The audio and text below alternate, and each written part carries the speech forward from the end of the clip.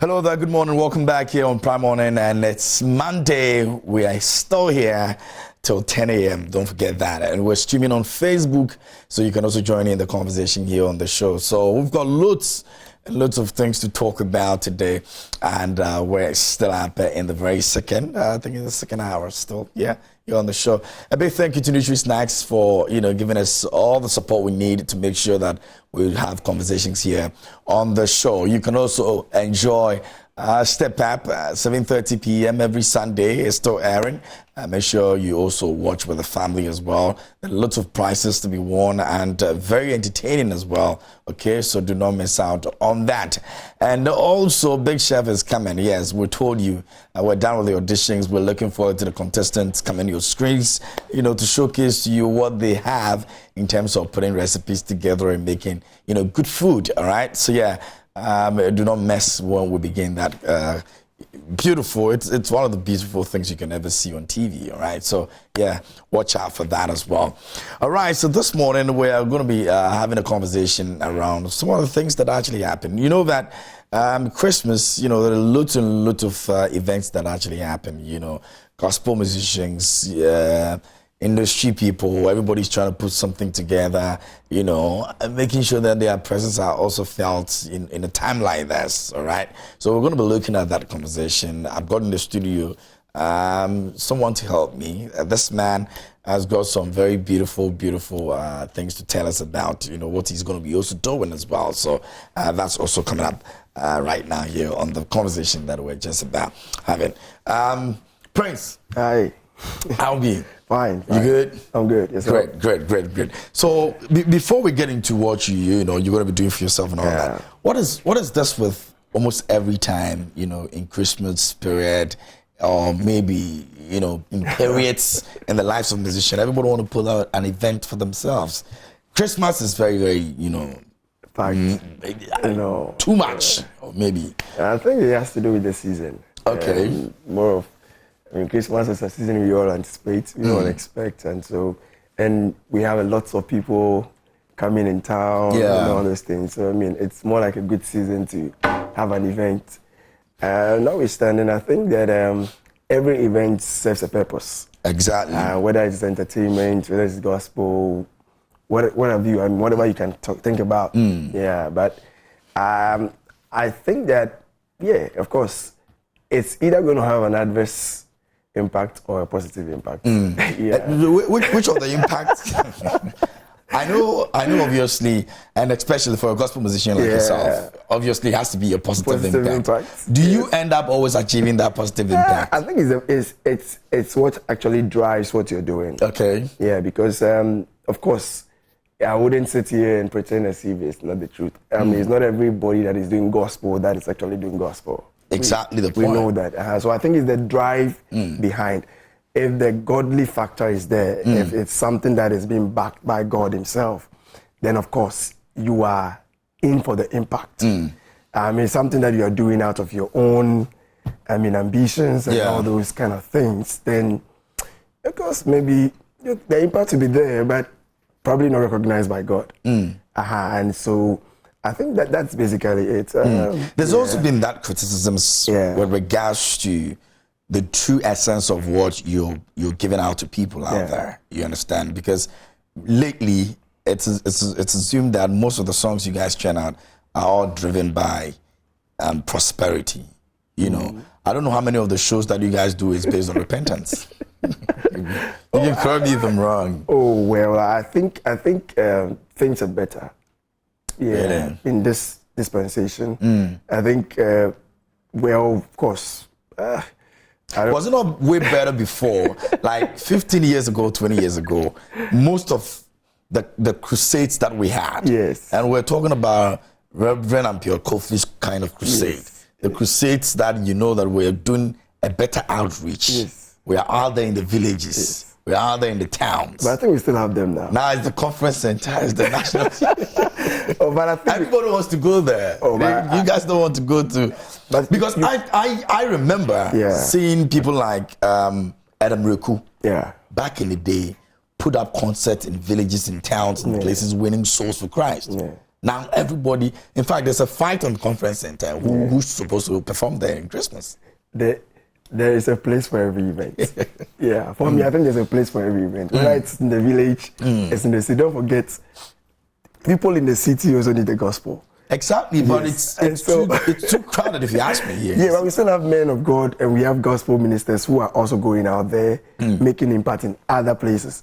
And that's what I'm saying, that it's probably because of what you're privy to. Okay. Yeah, but if you really, really follow, you mentioned Reverend Kofi in those days. Yeah. But we still have the men like Bishop Dag, who are also going even outside. It's not as intensive as it used to be. Let's be honest with ourselves. It is. We still have really? it is. We still have great men of God doing great things. I'm an Assemblies of God person. Okay. Even next year, my bishop has declared next year as a year in which we are sending the light.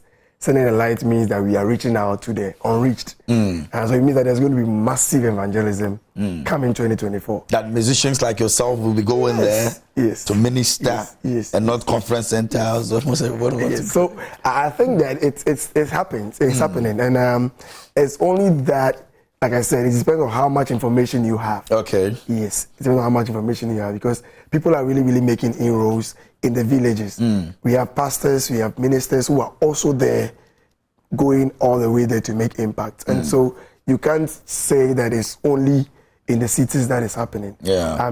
It's really happening in the villages too. Maybe one of these days we'll have to take you on one of that would be good. One of the outreaches. Then you probably can see for yourself and get to see what is happening. Yeah. So like coming back to your earlier question, I think that gospel ministry is actually the church. Well, I don't like to separate the gospel ministry from the church. Okay. Because I feel that it's one big umbrella and we are all under it. And I think that the church has really, really made lots of impacts in our society. You can't mention impact and leave out the church. Yeah, because we are all products of the church.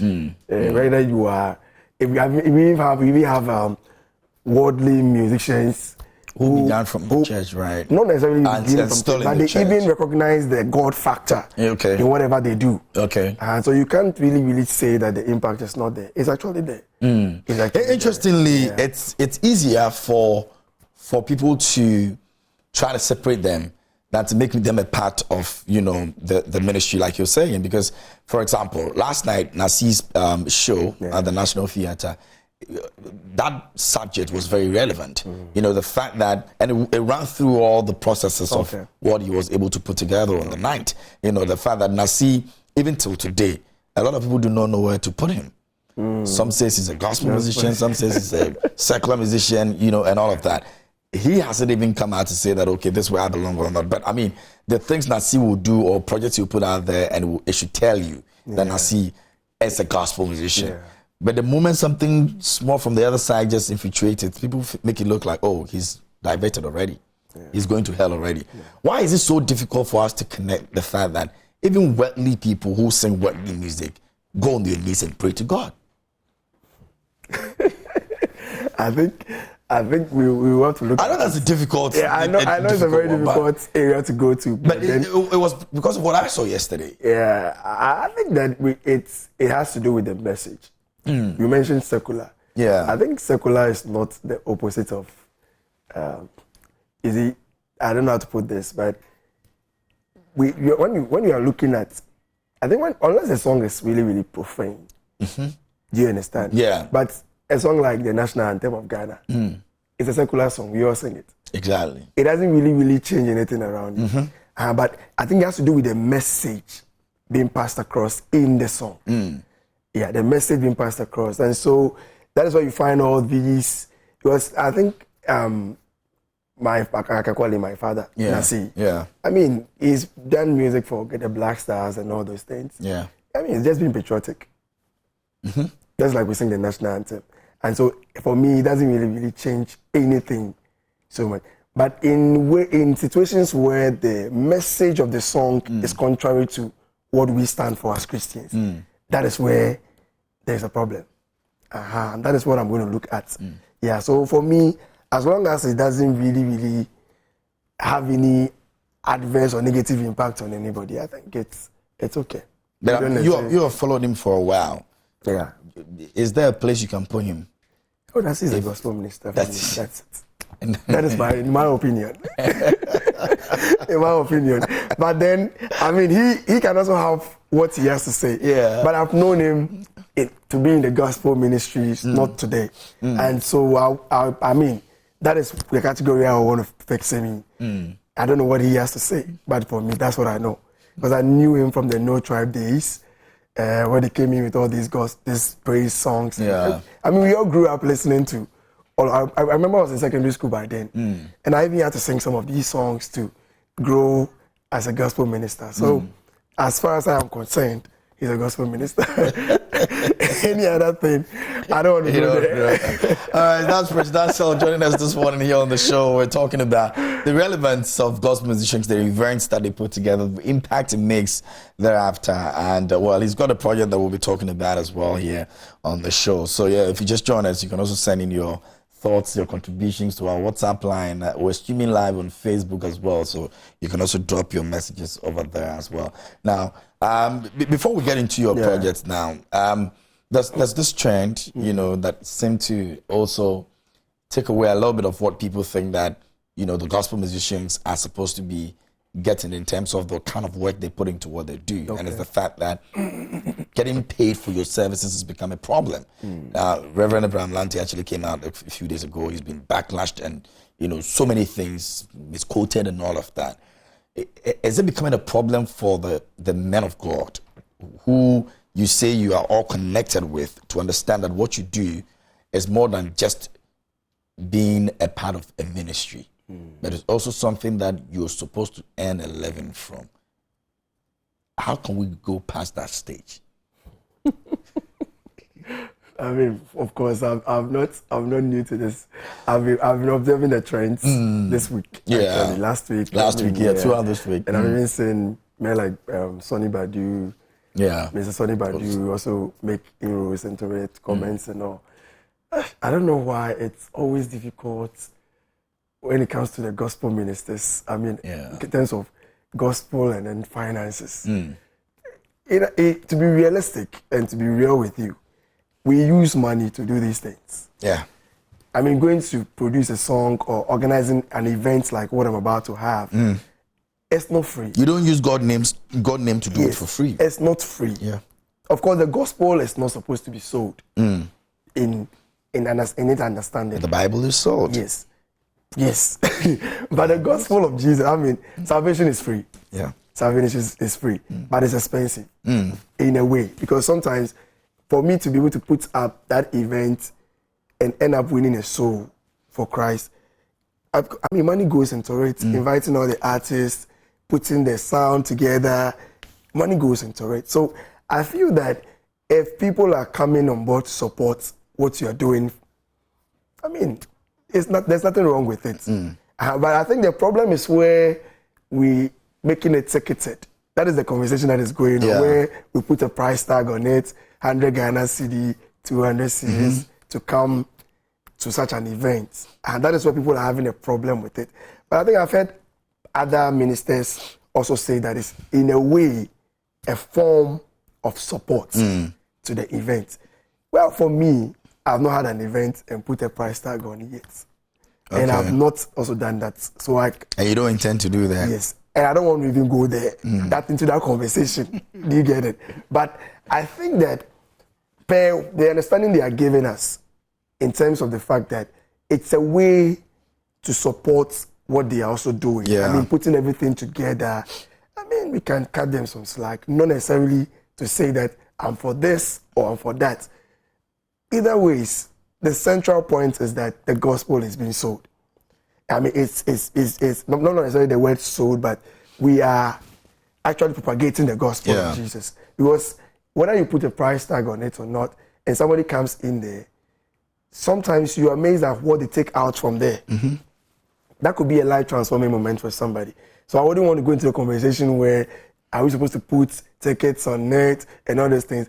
As far as they have explained that it's a way to support the program, let's leave it there. In my case, maybe if you have people who are partnering with you, we have companies now doing so well with the gospel industry now, coming in to say, okay, you're taking over the costs involved in everything. Just do what you have to do. I mean, it's also good.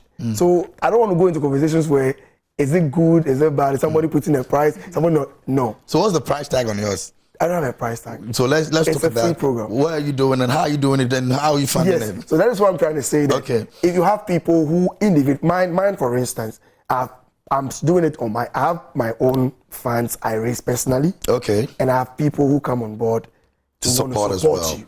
Yeah. So if you don't have that in your camp, then maybe you are forced to go like, okay, this is the only way I can raise something to support. It doesn't mean that you are equally not propagating the gospel. Okay. But maybe you don't have the support another person will have. Maybe they have big men who are behind or companies who are doing that for them. But maybe in your case, you are standalone and sometimes it's difficult to put all these things together. So a way to support my event, okay, just pay this to support me. No, I'm glad that they don't make it look like you are paying it to enjoy the services. No, but it's just a way to support what they are doing. And it's not easy. I will not sit here and pretend as if what we are doing is not easy. It's easy. It's not. We actually invest a lot into it, thousands. And how can you raise that amount of money alone? So let's talk about the program then. Yeah. What is it about? And all right, at least now we know it's free. Yeah, it's free. It's free. It's free. Yes. So Revival, this is the 3rd edition. Oh, great! It happens every year. Every year, yes. And we it's more of a live recording of songs that God gives me in the course of the year, and so every year and how many songs I record and all. And Revival is not. I wouldn't want to put it in a way as in a concert. No, it goes beyond that. It's a place of encounter where man meets God. More like just like Paul met Christ on his way to Damascus, and there was a total shift in his life. At one point, this was a man who was persecuting the church, but when he met Christ, everything changed, and now he was the one leading a lot of activities for the church. I think we are in a place where it's not everybody who will walk into the church, hear the message, and be transformed.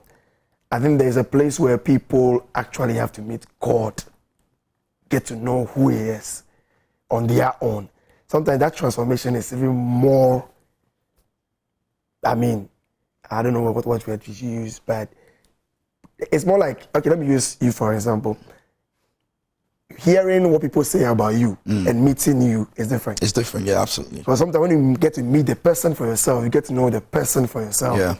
And you get to see, sometimes people might even say, you are this, you are that. Yeah. Which might not be true. Yeah. Or which might be true. But I believe that it's best to have a personal encounter with people. Yeah. Then you can now tell for yourself what you are in for. And so this is the platform we are offering to allow people just come and get to know God for themselves. Awesome. Through the sounds He gives us on the night. Awesome. Yeah. And it's happening on when? On the 3rd. On the 3rd of 3rd December. of December. Okay. Yeah, Cedar Mountain Chapel. That's coming Sunday. Yes, coming Sunday. The venue will be? Cedar Mountain Chapel, Assemblies of God. Okay. Yeah. Time? 4 p.m. 4 p.m. Okay. 4 p.m. All right. So all they have to do is just dress good and come and sit. Yes. Yeah, and come to everybody's Christ. invited. It's free. It's free, actually. I'm stressing on the free because I know you're interested in that one. So we have men like... okay. Great. We have Minister Joe Metal.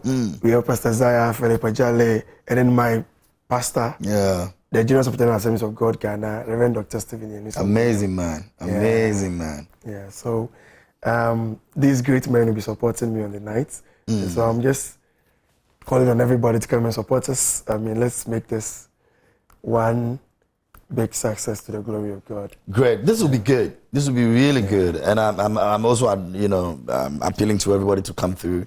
And it's not costing you anything. You're not paying anything for it. It's free. There are a lot of concerts that will happen this year, especially in December, that you have to pay for. You understand? This one, you're not paying for anything. And this one, too, you have a shift in your system, when you go. So, guys, if you're going for the other ones, you should equally go for this one. And you know what the other ones that I'm talking about.